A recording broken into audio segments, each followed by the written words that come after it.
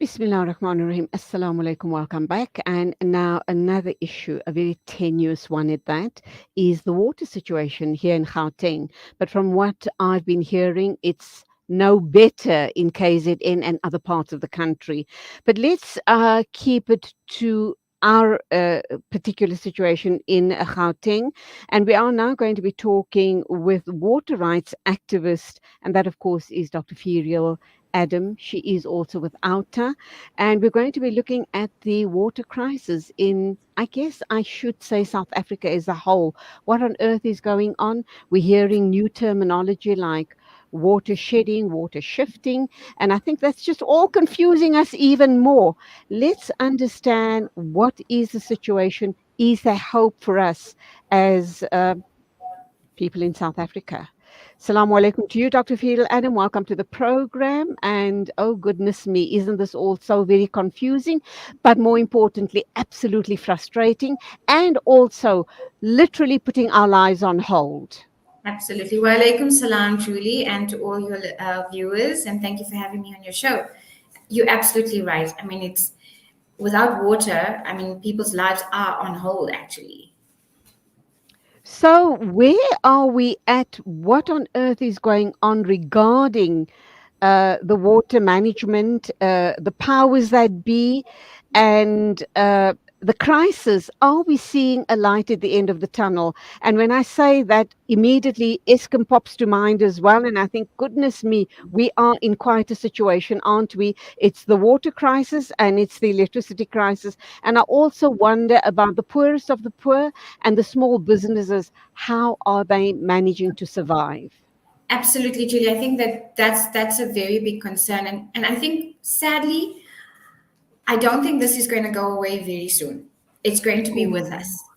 And that is the reality. It's you're talking about decades of not putting maintenance into infrastructure or funding into maintenance for infrastructure. So this is not an issue that just started yesterday. It's been brewing, and right now it's at that tipping point. And I think that what is happening is important, that communities and people are fighting back and saying we've had enough, because that's where we need to be now. If we don't raise our anger, this is going to get worse. And we don't want to be where we are with electricity. We need to push back on the water. We need to demand accountability and demand better answers, because on any which day, Joburg Water will tell you one thing, Randburg Water will tell you another thing, and the city mayor is missing. Missing in action. Serial. What is, why do we believe that Joburg's new water plan or new plan to manage the water crisis isn't the answer? What is your understanding of this crisis? So the crisis, as I said to you, is the infrastructure failing and the amount of leaks we have, and the fact that we don't have skilled people in positions that need to monitor these, water treatment plants. So that is a challenge. And added to all of that is trying to find knee-jerk reactions to how to deal with it. Now, you mentioned water shedding and water shifting, and I'm glad you're saying water shedding, because the powers that be are not using the right term. They're not saying water shedding because they're too afraid to say that they're actually shedding us. And they must be honest and say, this is what's happening on the ground. Water shedding, water shifting, fine line, they're probably more or less the same thing, but that means that what they want to do is divert water from a reservoir that has a lot of water and that's managing, or a system, not the reservoir itself, to other areas where we are seeing more and more problems. That is a short-term solution, and short-term should be very short-term. It shouldn't be like load shedding is going to be short-term and now we're like 10 years into it. No, because our infrastructure, if it's not improved, will not be able to deal with this shifting of water.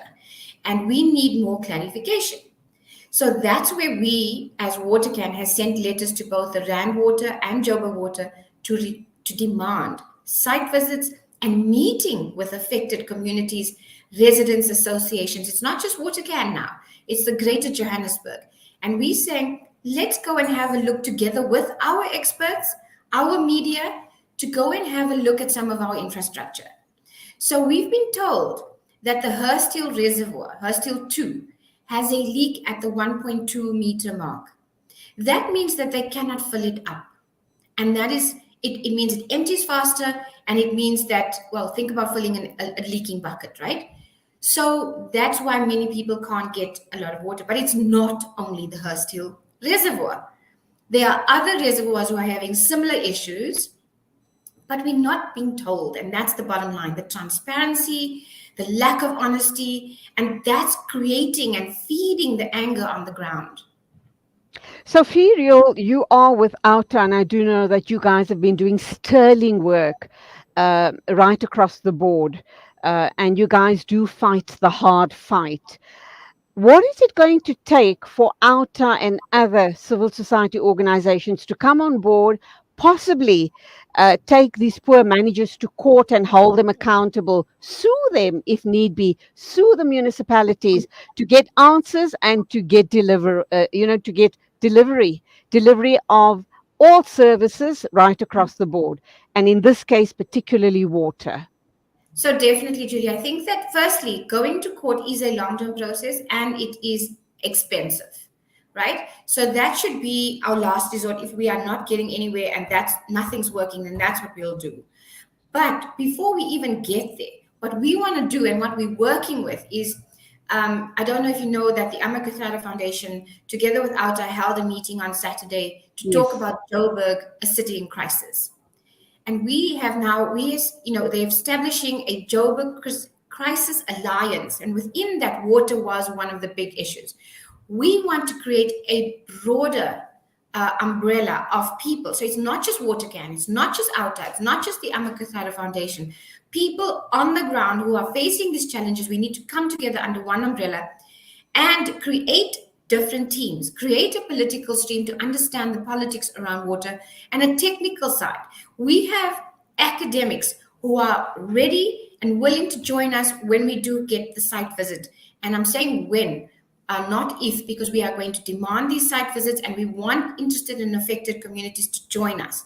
And we have academics who will come with us to do an assessment of some of the reservoirs. We then want to have this committee meeting. So basically what we're doing, Julie, is as civil society taking back power. If the municipalities can't tell us things, if the utilities can't tell us things, then we're going to create this body that's going to demand answers and make sure that things happen on the ground, because water is too important to allow it to get any worse than it is right now. Good on you, Dr. Ferial Adam. You are a water rights activist with WaterCan, and you're also with Outer.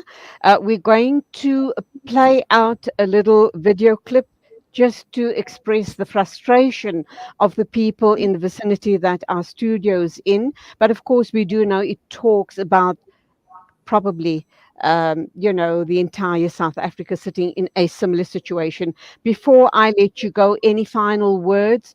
And let's not tell the people be patient, because our No. patience have worn absolutely thin.